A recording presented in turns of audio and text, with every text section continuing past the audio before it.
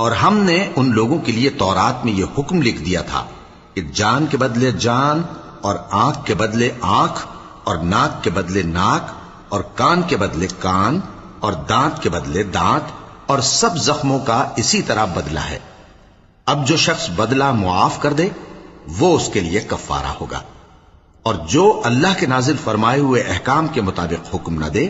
تو ایسے ہی لوگ بے انصاف ہیں۔ اور ان پیغمبروں کے بعد انہی کے قدموں پر ہم نے عیسیٰ ابن مریم کو بھیجا جو اپنے سے پہلے کی کتاب تورات کی تصدیق کرتے تھے، اور ان کو انجیل عنایت کی جس میں ہدایت اور نور ہے،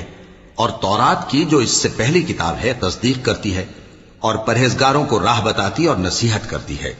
اور اہل انجیل کو چاہیے کہ جو احکام اللہ نے اس میں نازل فرمائے ہیں اس کے مطابق حکم دیا کریں، اور جو اللہ کے نازل کیے ہوئے احکام کے مطابق حکم نہ دے گا تو ایسے لوگ نافرمان ہیں۔